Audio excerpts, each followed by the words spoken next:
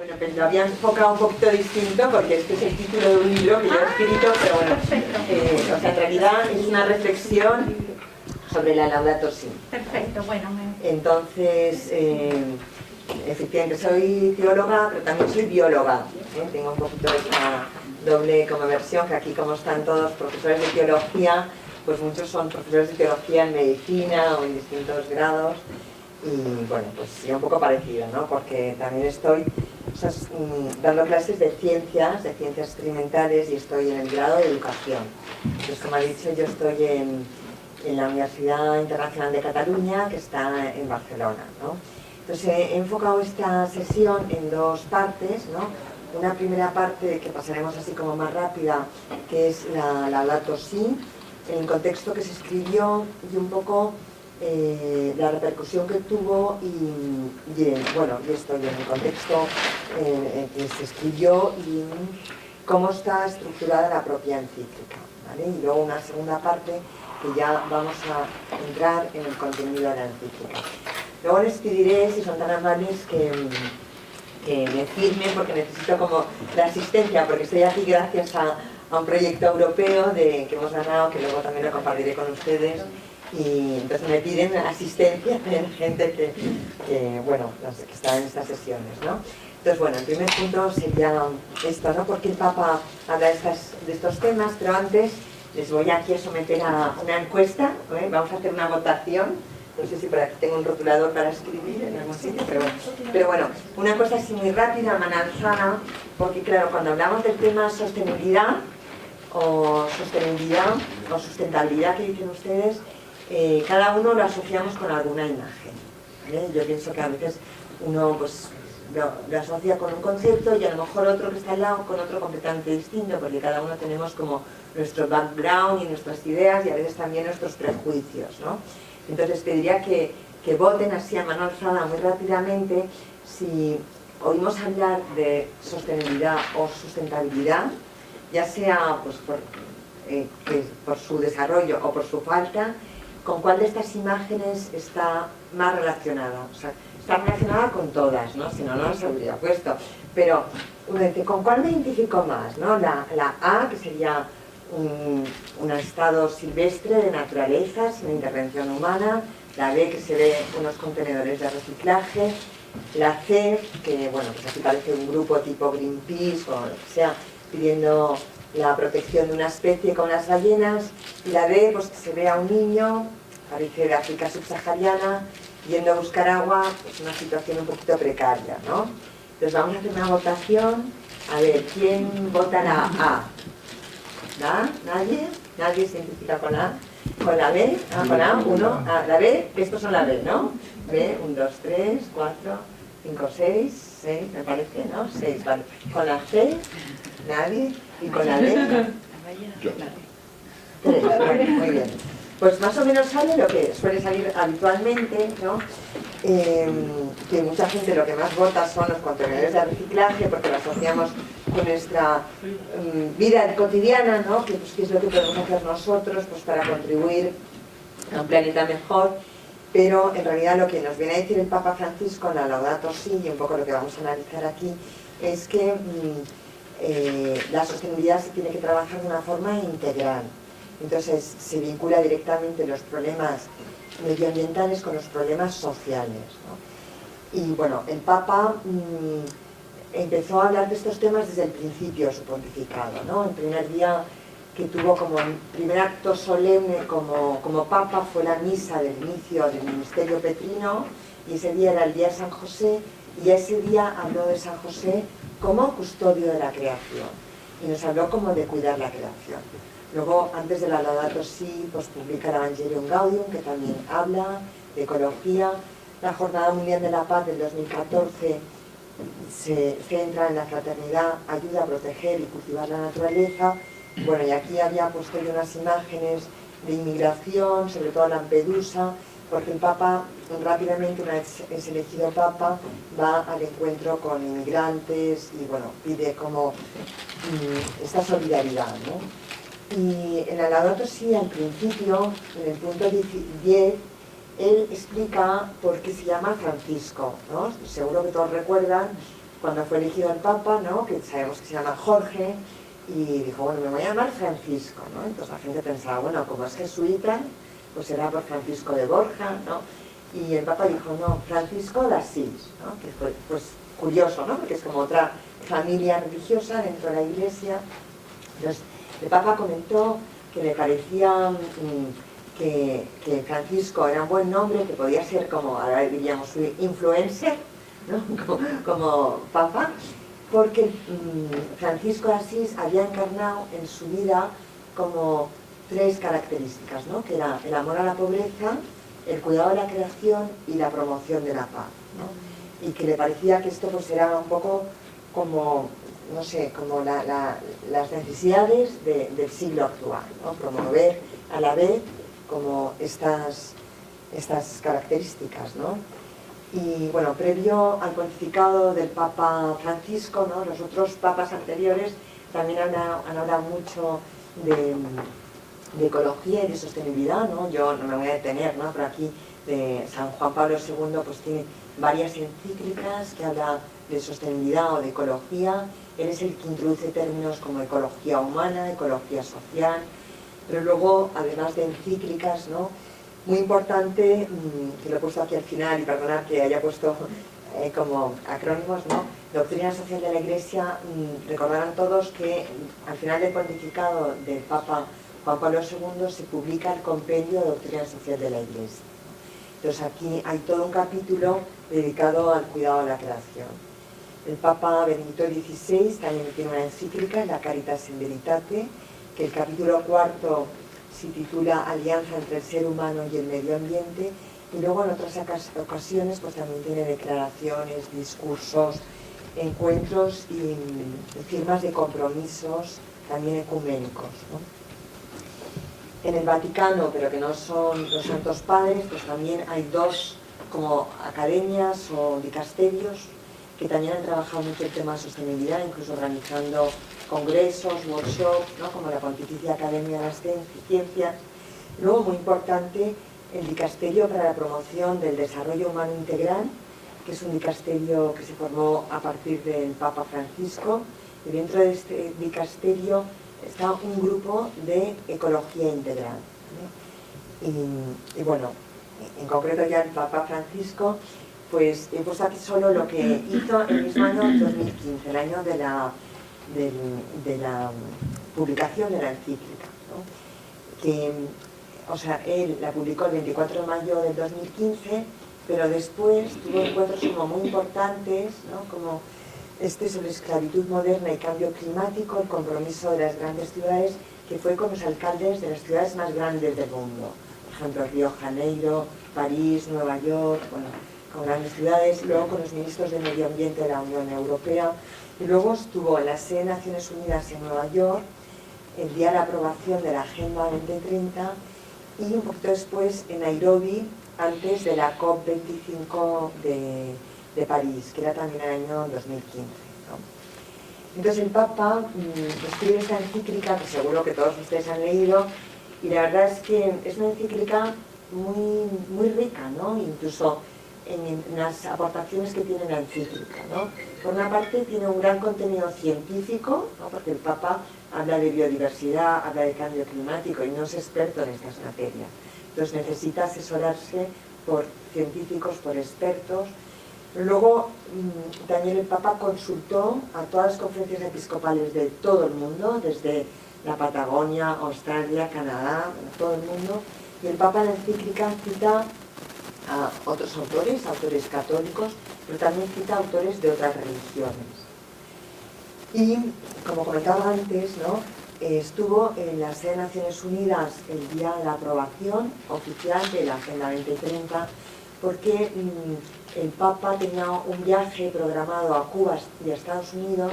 Entonces le pidieron, el entonces secretario general de Naciones Unidas le pidió al Papa si podía ir a la sede de Nueva York para la aprobación de la Agenda 2030, ¿no? Porque, bueno, al menos tiene un enfoque semejante en cuanto que habla de las 3 dimensiones de la sostenibilidad: social, económica y ambiental. En cuanto a la estructura de la encíclica, yo aquí lo he puesto siguiendo a algunos autores, como 4 verbos, porque me parece que engloba muy bien de qué habla, ¿no? Una primera parte que, bueno, que lo podríamos titular como ver, ¿no? Que sería ver, y el Papa lo que hace es como una foto de los problemas del planeta, ¿eh? O sea, como si, pues no sé, ahora que estamos todos tan sensibles con el COVID, pues cuando todos los sensores no nos miden la temperatura y tal, pues sería primero un dato, ¿no? Aumenta la fiebre, pues ¿qué está pasando? Segundo, que sería como el diagnóstico, ¿no? Aquí hay médicos, pues sería, bueno, hay fiebre, pues ¿cuáles son las causas, ¿no? Vamos a hacer un test de antígenos. Pues el Papa analiza cuáles son las causas de esta crisis ambiental. Y tercero sería pasar a la actuación y hacer una invitación a un cambio de paradigma, a una conversión ecológica. Y el tercero, ¿no? Pues tiene un aspecto muy bonito, muy nuevo, que es de ecología espiritual, ¿no? Y aquí lo he titulado con celebrar. Y el Papa ya lo dice al principio de la encíclica, que todo está interrelacionado entre sí y como los distintos apartados de la encíclica, ¿no? Entonces, bueno, nos pasamos ya al contenido de la encíclica en sí. Yo me voy corriendo hacia la izquierda porque veo que están casi todos aquí a la izquierda. No sé si el cámara me viene muy bien, si no me dice, ¿no? Bueno, entonces, bueno, voy a analizar estos apartados, ¿no? Que sería ver un poco la degradación ambiental y las consecuencias sociales, la complejidad de los problemas, la raíz humana de la crisis ecológica, el Evangelio de la creación, que es una parte como un poco más teológica, que supone la conversión ecológica y, bueno, como el desafío de cuidar la casa común y unos de otros. Entonces, claro, yo soy bióloga, ¿no? Y un poco también con mis alumnos trabajo estos temas, y nosotros cuando hablamos de recursos naturales lo podemos clasificar en las distintas capas de la Tierra, ¿no? O sea, tenemos una capa gaseosa, la atmósfera, una capa acuática, la hidrosfera, la biosfera y la geosfera. Y de estas grandes capas, que es donde se desarrolla la vida, está habiendo impactos en todas ellas, ¿no? O sea, desde la biodiversidad al cambio climático. Pero lo grave es que esto está generando más pobreza, más problemas sociales, más enfermedad. Y se da un fenómeno nuevo, por desgracia, que ya lo comentaba Benedicto XVI, que es el fenómeno de los ecorefugiados. Ecorefugiados son refugiados, personas que se tienen que desplazar de territorio por temas ecológicos, no conflicto bélico, como nos está pasando ahora mismo en Europa con Ucrania, ¿no? España ha venido muchísima gente, refugiados, sobre todo mujeres y niños procedentes de la guerra de Ucrania. Estos son refugiados que tienen que desplazarse porque se han quedado sin agua, sin alimentos y no tienen posibilidad de supervivencia, ¿no? Papa en la encíclica, en punto 20, habla de la cultura del descarte, que es un tema que el Papa lo nombra muchas veces, porque dice que estamos en una sociedad que aquello que nos sirve no lo queremos ver y lo descartamos. Y habla de las personas, ¿no? Esas personas que a lo mejor pues están enfermas o son ancianas y que ya no son productivas en la sociedad y que son como una carga, pues nos las queremos quitar de en medio, ¿no? Pero dice que lo compara también con los residuos, con la basura, ¿no? Y habla de todo aquello que ya está gastado o que no es nuevo o que no es el último modelo del último iPhone, pues todo aquello lo descartamos, ¿no? Y compara estos dos aspectos, ¿no? Habla también del agua y comenta, ¿no? Pues los problemas que hay relacionados con el agua. Yo aquí he puesto una imagen que es un poquito antigua ya, pero se ve en países del mundo con estrés hídrico, ¿no? Que son estos que están de color marrón más oscuro, que no tienen acceso al agua, o sobre todo no tienen acceso al agua potable, que todavía hay muchos países en el mundo, sobre todo África subsahariana, pero también en Asia y parte de Latinoamérica. Y bueno, un dato que tampoco es muy reciente, ¿no? Pero que yo a mis alumnos les digo, ¿no? Porque es cuando oímos millones de personas que no tienen acceso al agua, pues nos quedamos igual, ¿no? Pero decía, ¿no? Naciones Unidas, que cada 20 segundos está muriendo un niño por problemas causados por el agua contaminada, ¿no? Otro gran tema es la disminución de la biodiversidad, que afecta tanto a especies que van desapareciendo, ¿no? Y en esta gráfica de la izquierda está el número de especies como desapareciendo hasta el año 2000, y ya estamos en 2022. Y esta otra, que el Papa también hace alusión al tema de la pesca, de la sobrepesca, cómo ha cambiado en unos años, desde 1950 hasta el 2006, la sobrepesca en el mundo, ¿no? Otro punto importante es la destrucción de los ecosistemas, y aquí se lo he puesto unas imágenes de un lago, el lago Chad, en África, que está entre Níger, Nigeria, Camerún y Chad. Esta imagen, este gráfico es del año 63, y cómo va desapareciendo el agua hasta el 2006. Estas de la derecha son del mismo lago vía satélite, pero lo tremendo, ¿no?, es que en pocas décadas ha desaparecido el 90% de la superficie acuática, ¿no? Entonces, claro, todo esto, como pueden imaginar, supone pobreza para muchas personas, porque la gente vive del agua del lago, ¿no?, por la pesca, el regadío, la alimentación, bueno, todo, ¿no? Destrucción de ecosistemas no acuáticos, que serían terrestres, pues hay muchísima pérdida de bosques tropicales, ¿no? Aquí tenía un dato que era 2,3 millones de kilómetros cuadrados, que es como aproximadamente la superficie de 4 veces España. Y voy a compartir con ustedes unas imágenes que no sé si se ven bien. ¿Se ve bien la imagen? Vale. Esta imagen es una imagen vía satélite de una zona de la Amazonia, Rondoña, y lo que se ve como unas rayitas así, ¿no?, son zonas que ha habido tala de árboles. Son imágenes de deforestación en la selva del Amazonas, y entonces son los caminitos que utilizan para entrar a talar árboles, ¿no? Pasaré una secuencia así muy rápida, hasta el 84, 89, 94, 99, 2004, 2009, 2012, ¿no? Se ven que es, bueno, pues cómo va cambiando, ¿no?, de una forma tremenda, ¿no? Otro tema importante es la degradación social y la desnutrición, ¿no? Que ahora mismo pues estamos en una proporción de 1 de cada 8 personas del planeta todavía padece desnutrición grave, ¿no? Y sean estos fenómenos de personas que están muriendo de hambre y por otra parte, en países desarrollados, personas que tienen obesidad, ¿no?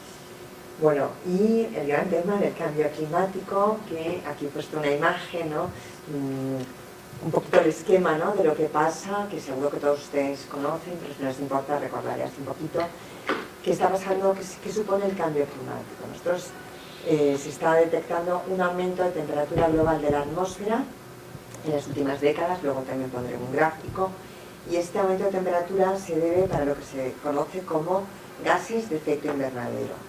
Los gases de efecto invernadero son algunos gases como el dióxido de carbono, el gas metano, sobre todo estos dos, pero hay más gases, que hacen un efecto como lo que ocurre en un invernadero, ¿vale? Todos han estado alguna vez en un invernadero, en un garden, que es un lugar donde suele haber un techo translúcido o transparente que deja pasar los rayos solares, pero siempre hay como un microclima dentro del invernadero, siempre hace más calor dentro que fuera, ¿no?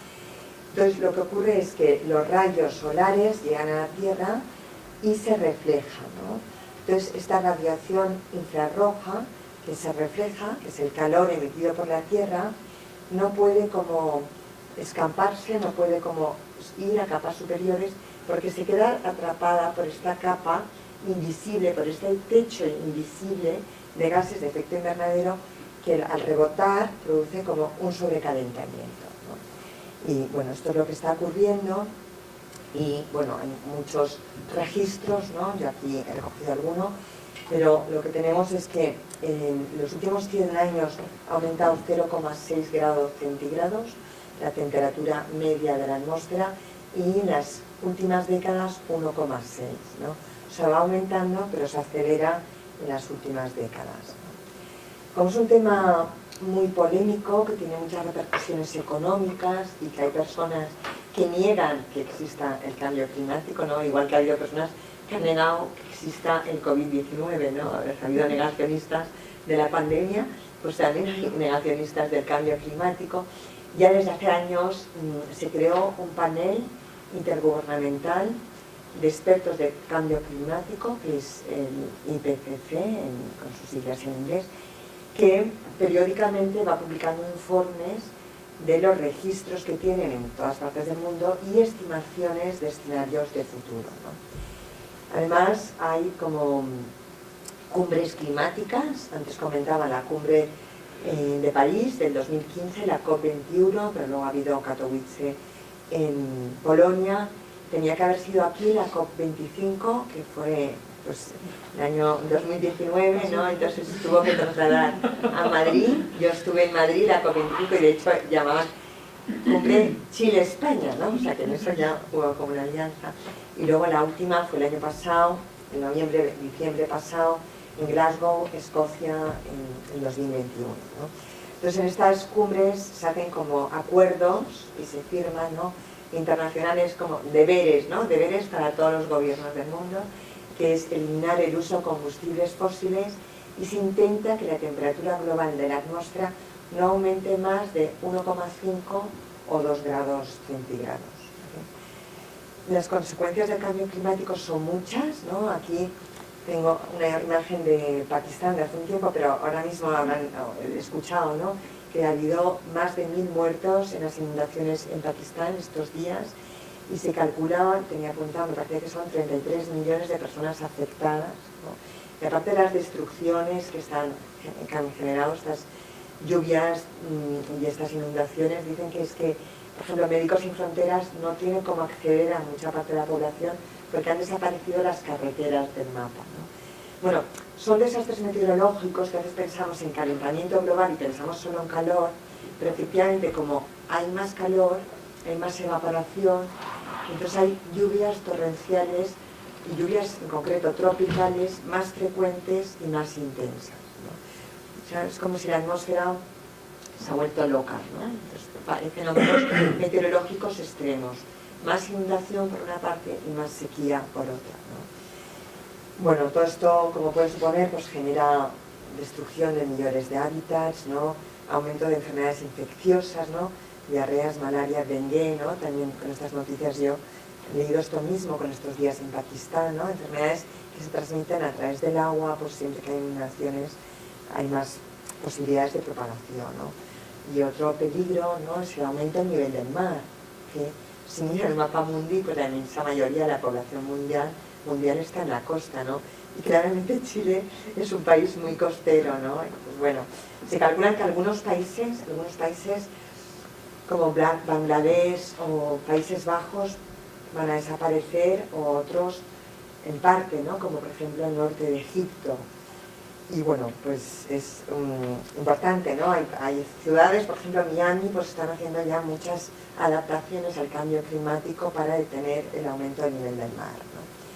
Bueno, no quiero ser como pesimista con todo esto, pero han habido muchos países, ¿no?, que declaran estado de emergencia climática, y me parece que estamos en una situación muy interesante, ¿no?, porque está habiendo como alianzas que nunca se habían dado entre empresa y universidad, entre diferentes ayuntamientos, entre países, no sé, como todos unidos para frenar el cambio climático, y como también una visión distinta del planeta, ¿no? Yo aquí había puesto dos imágenes, la de la Laudato Si, del Papa, ¿no?, que es para el cuidado de la casa común, y de Greta Thunberg, que también habla del planeta como casa, ¿no? Dice, nuestra casa está en llamas.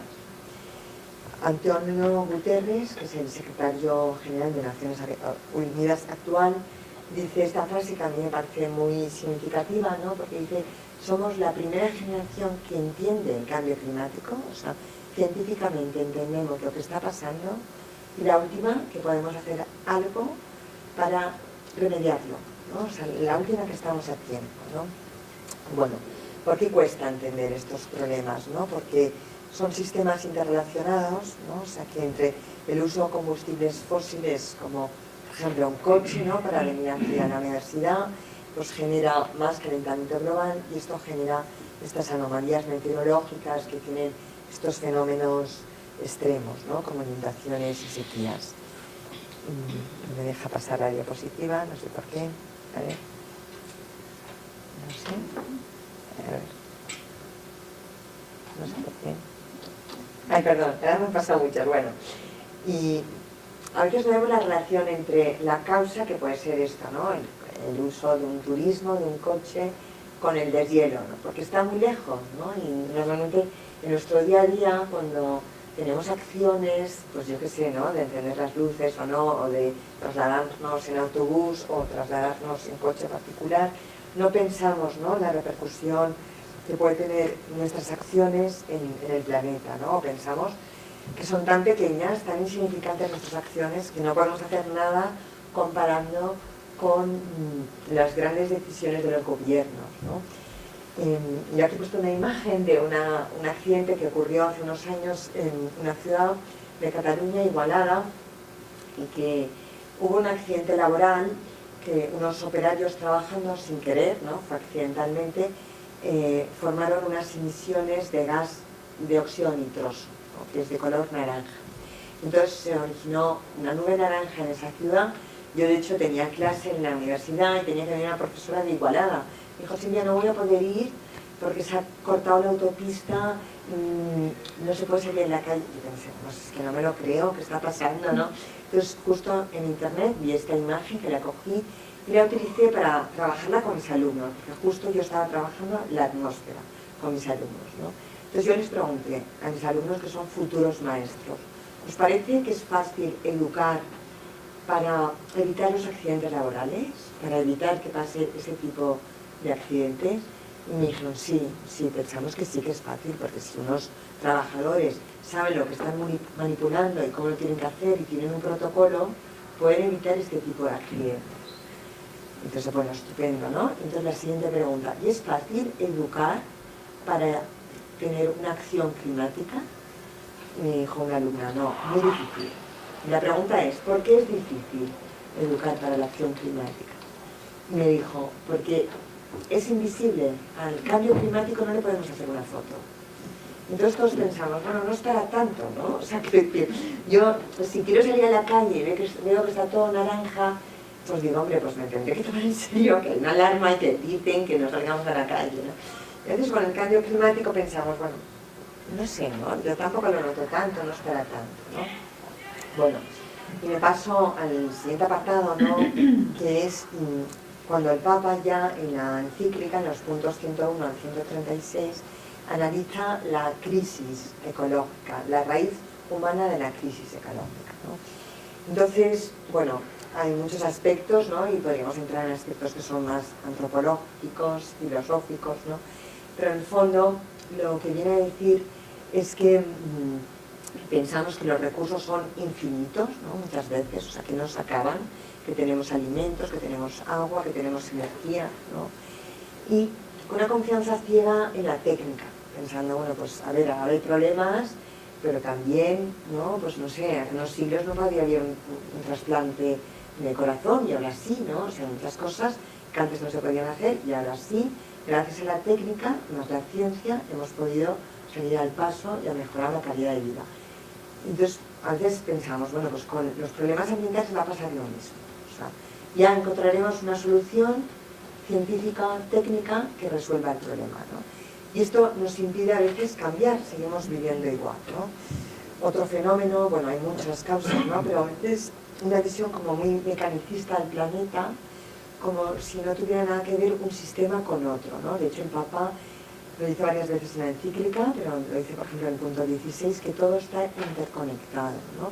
Pues igual pasa con los problemas ambientales, ¿no?, que están conectados unas cosas con otras, ¿no? Y si luego nos da tiempo, les interesa, lo podemos hablar, ¿no?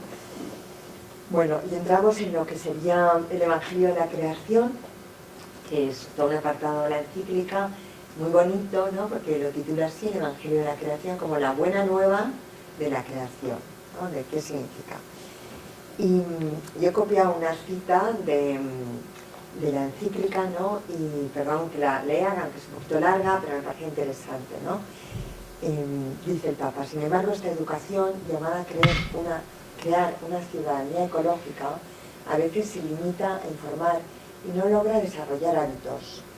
La existencia de leyes y normas no es suficiente a largo plazo para limitar los malos comportamientos, aun cuando exista un control efectivo. Para que la norma jurídica produzca efectos importantes y duraderos, es necesario que la mayor parte de los miembros de la sociedad la haya aceptado a partir de motivaciones adecuadas y que reaccione desde una transformación personal, solo a partir del cultivo de sólidas virtudes es posible la donación de sí en un compromiso ecológico. Bueno, ¿qué nos está diciendo el Papa, no? Que solo con las normas jurídicas no es suficiente, ¿no? Que antes lo podemos pensar lo mismo pues, con las leyes de tráfico y con muchas cosas, ¿no?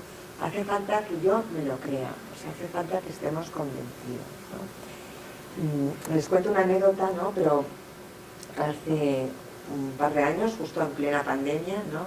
Empezamos antes de la pandemia, pero seguimos durante la pandemia. Estábamos haciendo una investigación en Cataluña, en mi universidad, y bueno, la dirigíamos desde mi universidad, pero estábamos más universidades, 4 en total, y el estudio era si contribuyen las religiones presentes en Cataluña en la cultura climática.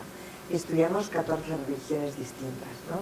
Era un proyecto financiado por el Departamento de Asuntos Religiosos del Gobierno de Cataluña, la Generalitat de Cataluña, y entonces el propio departamento que lo financió dijo, ¿por qué no invitáis a la Oficina Catalana de Cambio Climático, que era otra oficina del propio gobierno, ¿no? Los invitamos y el primer día de la reunión, que estaban líderes de religiones orientales, o budistas, Hare Krishna, y estaba el presidente de la Oficina Catalana de Cambio Climático, ¿no? Un señor muy serio que no pestañeaba ahí con su portátil escribiendo y tal. Y entonces él dijo, ¿no? Cuando intervino, dijo, es que nosotros desde la Oficina Catalana trabajamos desde la racionalidad científico-técnica y ante el cambio climático trabajamos cómo adaptarnos al cambio climático y cómo mitigar el cambio climático. Pero el cambio climático es consecuencia de una crisis de valores. Y ante los valores nosotros no tenemos herramientas, no podemos actuar. Y por eso las religiones tienen mucho que aportar, porque las religiones sí que tienen valores, ¿no? Entonces en esta línea, desde las religiones, ¿no? Ha habido muchos llamamientos, de hecho ante la COP25 o COP26 han presentado acuerdos y compromisos firmados por los líderes religiosos de todo el mundo, pero luego también ha habido llamamientos específicos, ¿no? Por el patriarca ortodoxo Bartolomé I, por el Papa Francisco y por Dalai Lama para cuidar el planeta, ¿no? Y bueno, en esta línea, ¿no? Del cuidado de la creación desde esta perspectiva del Evangelio de la creación, aquí copia una cita de la Gaudium Vitae de Juan Pablo II que habla del encargo del Génesis de dominar la tierra, ¿no? Porque, no sé si lo saben, otra diapositiva, pero este aspecto de dominar la tierra pues ha sido bastante polémico, ¿no? Entonces el Papa, en este caso Juan Pablo II, ¿no? Habla qué significa ese poder de dominar la tierra. Y decía que no es un poder absoluto, ¿no? Porque somos criatura, no creador, ¿no? Y por eso decía, no es usar y abusar, ¿no? Como dominadores despóticos, ¿no? Sino que decía que ese dominio supone emitir unas leyes, y por ejemplo la ley de no comer del árbol de la ciencia del bien y del mal es como que Dios al ser humano, al hombre y a la mujer, a Adán y Eva, los hace libres, haced lo que queráis, pero esto no lo podéis tocar, ¿no? Como diciendo, aquí hay unos límites, unas leyes. El fondo es reconocer que Dios es Dios y nosotros criatura, y no tenemos una posibilidad total sobre la creación, porque no somos los creadores, ¿no? Pues el Papa decía, estamos sometidos a las leyes, no solo biológicas, sino también morales, y la transgresión no queda impune, ¿no? Entonces, había autores como White, ¿no? Que ya en el año 1967 publica en Science un artículo que dice que la causa de la degradación ambiental del planeta, fíjense que es el año 67, antes de los grandes problemas ambientales ecológicos, que la causa la tienen las religiones judeocristianas, ¿no? A este autor le siguen otros, ¿no? Como Anguin, Forrester, pero también, por otra parte, ¿no? Hay respuesta por parte de teólogos católicos como Ratzinger, bueno, ya he puesto algunos, ¿no? Ruiz de la Peña, Morales, Esgrecha, Flecha. Muchos autores han salido al paso de esta interpretación del Génesis 1.28, que es donde habla el libro del Génesis del concepto de dominio, ¿no? Entonces, hay otros autores como Kurt de Tan, que es un teólogo, filósofo de la ciencia, que trabaja en Dicasterio de Desarrollo Humano Integral en el Vaticano, en el aspecto este de ecología integral, que tiene su tesis doctoral publicada, que dice que la culpa no la tiene el cristianismo ni el judaísmo, la tiene Descartes. O sea, dice que la culpa de esta visión como dualista, como si el ser humano no fuera parte de la naturaleza y como si fuéramos independientes, la tiene una visión cartesiana de la realidad que ha influido sobre todo en el mundo anglosajón, que en su mayoría son de raíces cristianas, ¿no? Bueno, el Papa en la encíclica también habla de cómo en la espiritualidad cristiana, ¿no?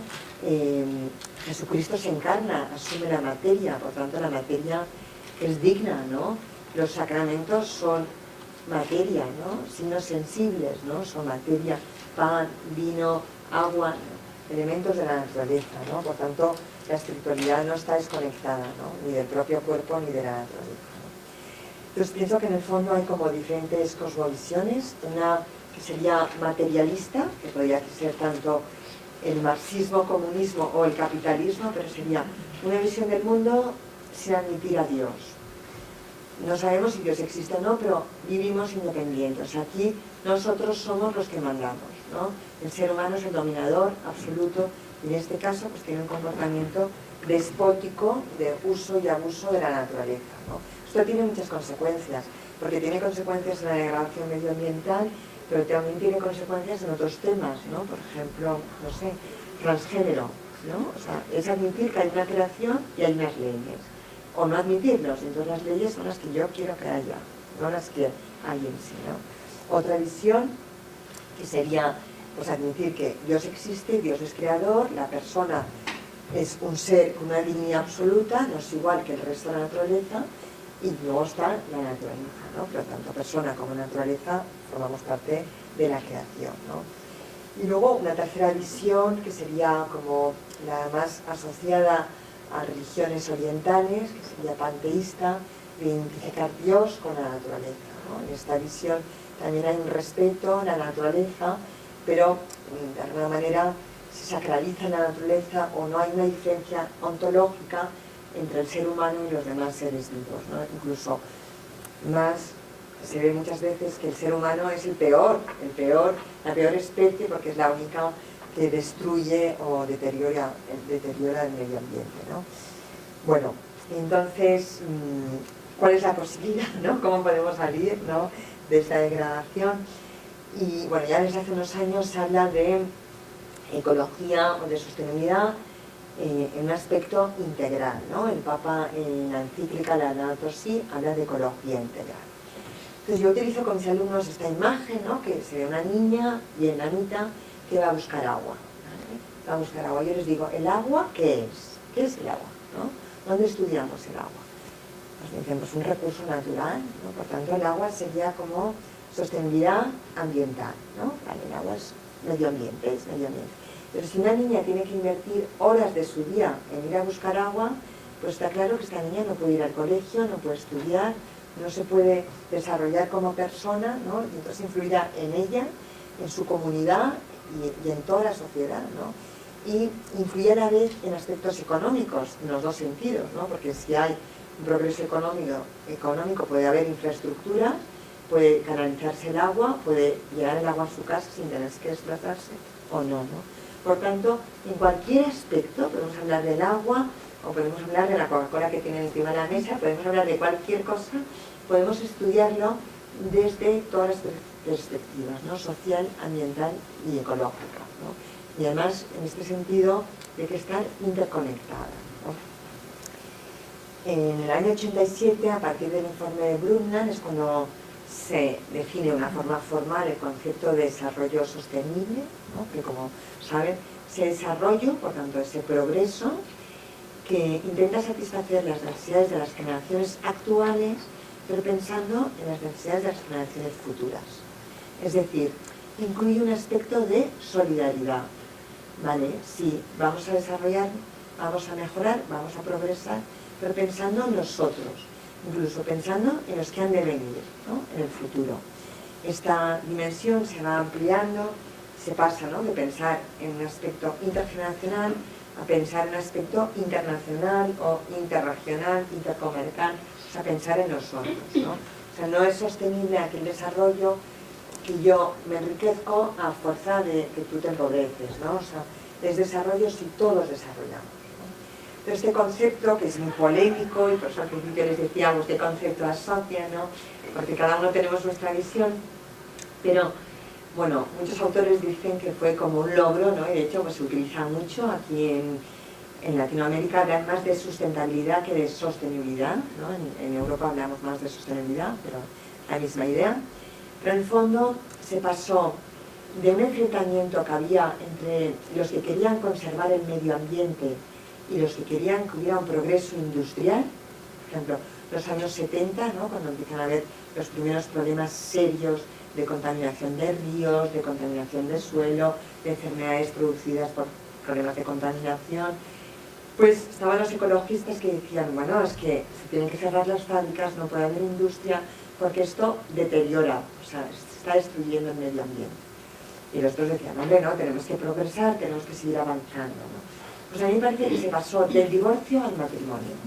Se pasó del enfrentamiento entre los que querían conservar el medio ambiente y los que querían progreso humano, a decir, sí progreso, pero sostenible. O sea, sí progreso, pero sin hacer un uso abusivo de los recursos, ¿no?, sin deteriorarlos, pensando en que duren para todos, ¿no?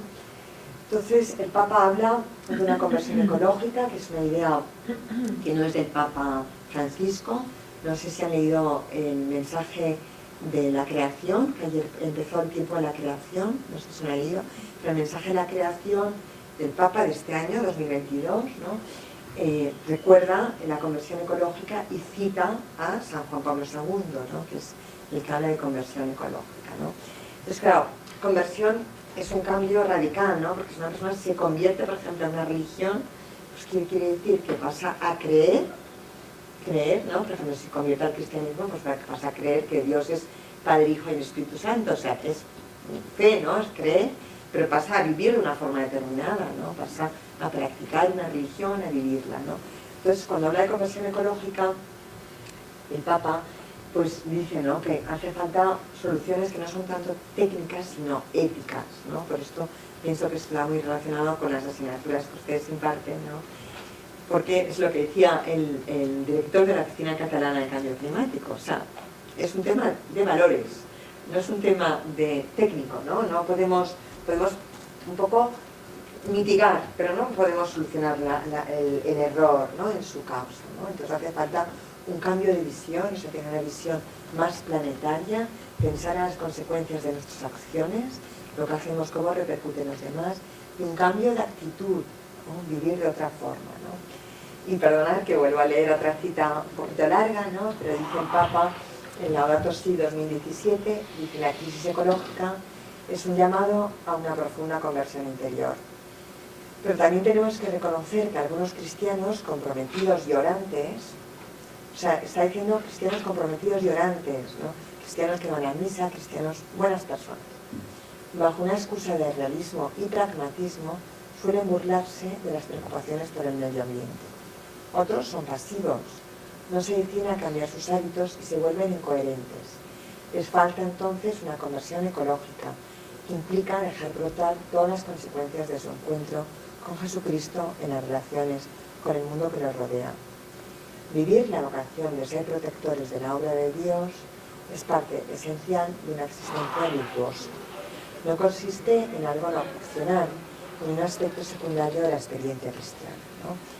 Bueno, perdón que he leído una cita un poquito larga, ¿no?, pero me parecía muy bonita, ¿no?, un poco dura, pero otra vez sale el tema de las virtudes, ¿no? Y otra vez no me deja pasar las diapositivas ahora. Entonces, bueno, el gran desafío, ¿no?, y el reto, ¿no?, que tenemos es este, ¿no?, el que es como el subtítulo de la encíclica, el cuidado de la casa común, ¿no?, cuidar de la casa común y cuidar unos de otros, ¿no? El Papa nos invita a una educación para una ciudadanía ecológica y a diseñar itinerarios pedagógicos, ¿no?, lo dice en el Laudato Si 210, ¿no? hay muchos valores, muchas virtudes, ¿no? Virtudes ecológicas. Yo tengo un artículo publicado sobre virtudes ecológicas, está en catalán, ¿no? Pero bueno, hay muchas virtudes, yo aquí solo he puesto 3, ¿no?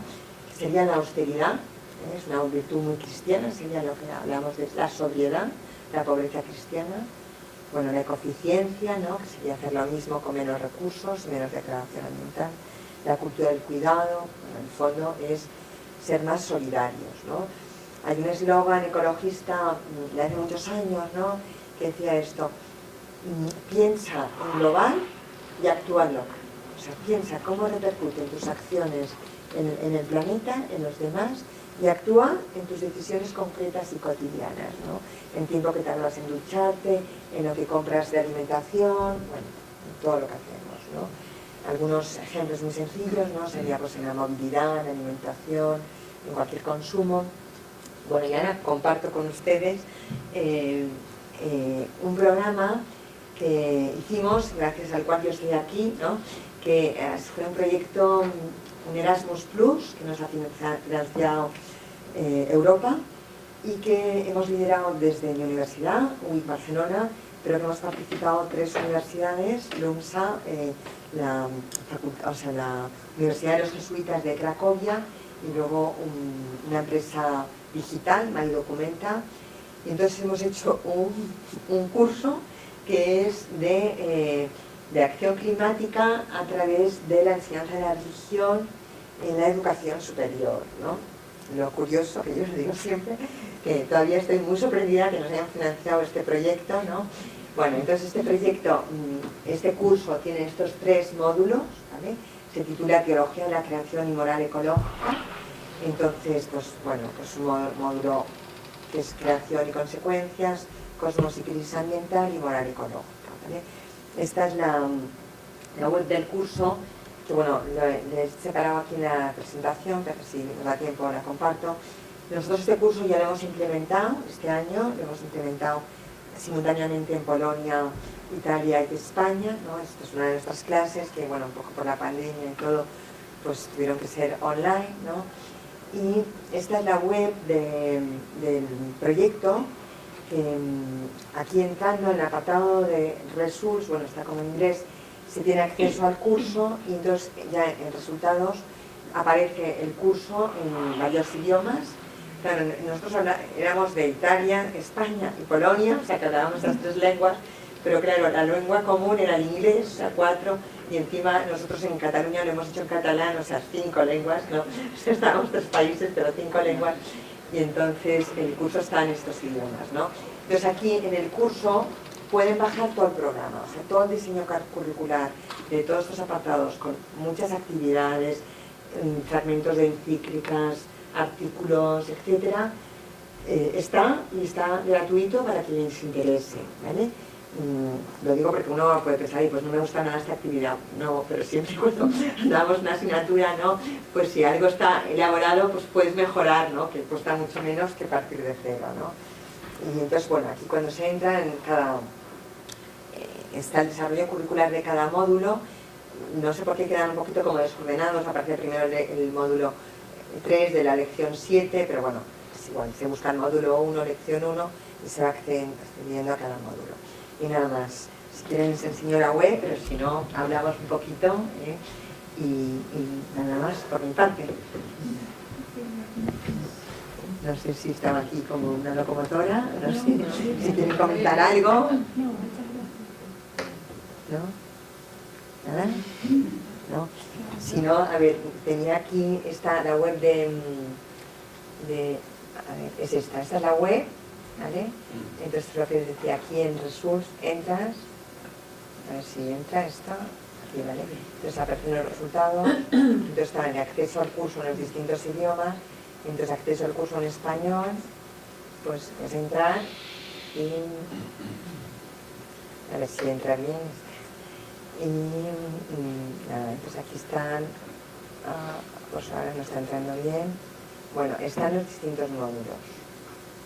A ver si, sí, la de aquí, ¿eh? Esto. Entonces aquí en cada módulo, pues puedes entrar, por ejemplo, aquí, clicando, puedes bajar como PDFs con el diseño curricular de ese módulo, ¿vale? Y bueno, yo pienso que pues puede servir, ¿no? Porque... ¿Quiénes son? ¿Qué tipo de alumnos hacen esto? Universitarios. Universitarios, pero sí, universitarios. Nosotros lo ofrecimos a todo el mundo y de hecho pues apuntó gente muy variada. O sea, por ejemplo, que antes hablaba de este proyecto que nos financiaron, pues se apuntó la persona de investigación de asuntos religiosos de la Generalitat, otra persona que trabajaba en el Departamento de Medio Ambiente, alumnos de facultades de educación, otros maestros de ciencias ambientales, bueno, gente diversa. ¿Y cómo reforzar? Porque pasa probablemente con nuestros alumnos, que no necesariamente por estar en una universidad de inspiración cristiana son cristianos. Cuando tocamos este tema, yo lo toco con el tema de la creación y la Laudato Si, el cuidado del medio ambiente, qué sé yo, que es una manera también de enganchar con ellos. Sí. Pero me parece que en ellos prima la tercera como sí, mirada. Sí, biocentrista, totalmente.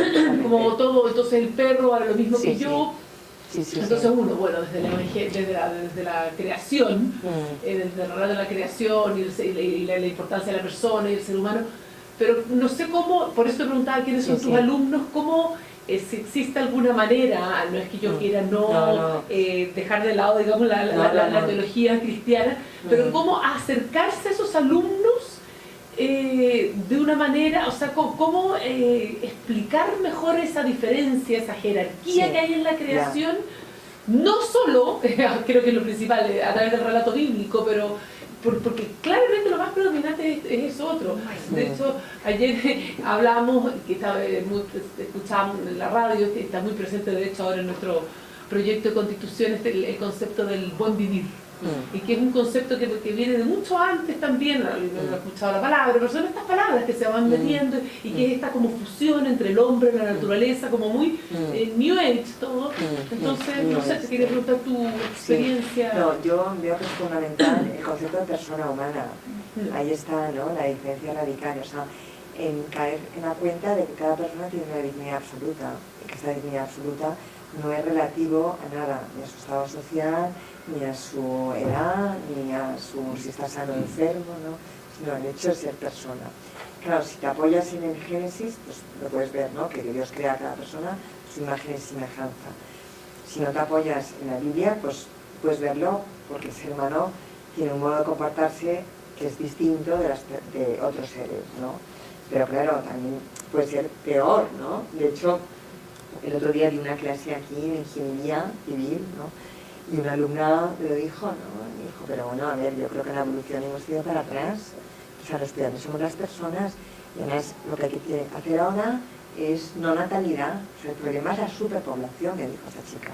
Yo dije, no, el problema no es la superpoblación, el problema es el consumo, y es yo creo donde hay que incidir, por esto es un tema de virtudes. El problema es el consumo, o sea, porque el 20% del planeta consume el 80% de los recursos, ahí está el problema. Y entonces, bueno, o sea, la gente tiene que contar como sea.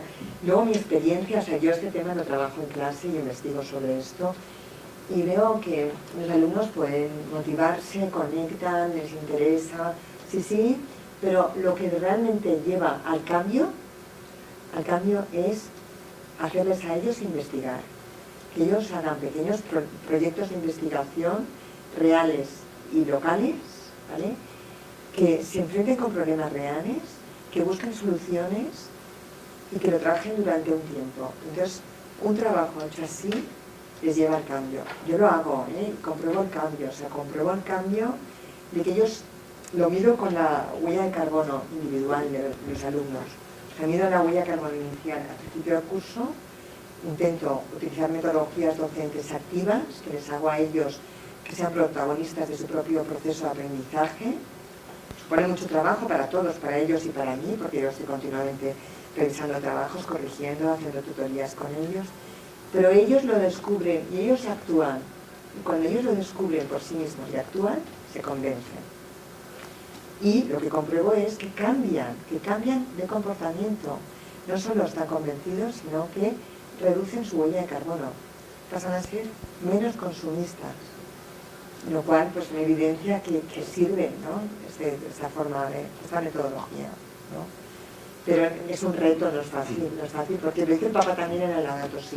Nos encontramos con jóvenes, lo dice clarísimo, que están muy sensibles con este tema, porque ya lo han recibido en su educación primaria, secundaria, son sensibles ante problemas ambientales, pero viven en sociedades consumistas y no quieren reducir sus hábitos de consumo. Y ahí está el tema, ¿no? O sea, es convencerse de cómo voy a actuar. Y lo primero es apretarse el cinturón, reducir, o sea, tener un consumo más sostenible, que quiere decir un consumo más responsable, que en el fondo es reducir el consumo, consumir menos y cosas que tengan menos impacto en el planeta.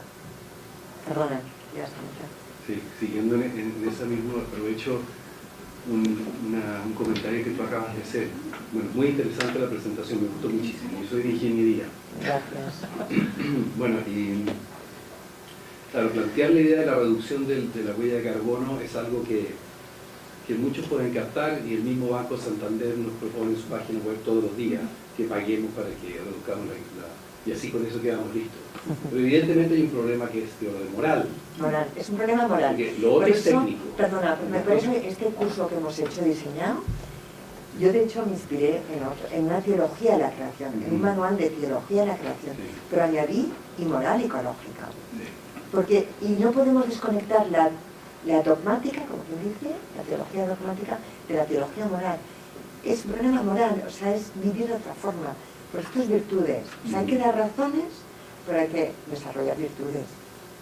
Exactamente. Y hay que estudiar este tema, o sea, estudiar porque es un tema difícil, ¿no? Y además, a veces se asocia, y no me quiero meter en temas políticos, porque están aquí a punto de votar la Constitución, ¿no? Entonces no quiero meter en...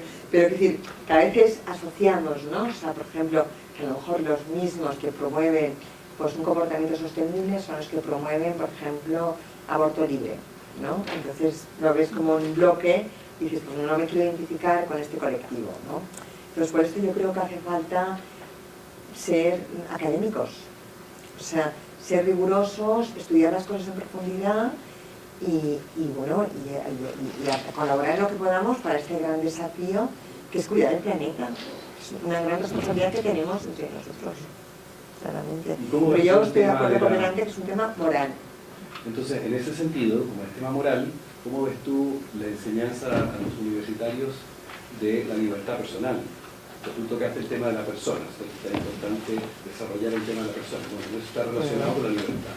Entonces, ¿qué recursos utilizas tú para abordar el tema de la libertad? Y así distinguirnos, ¿no es cierto?, del concepto biológico de la libertad, ¿no es cierto? Claro. Perdón. Que tenemos que cortar, ¿no? Gente que está esperando para entrar a clase. Pues vale, nos vamos.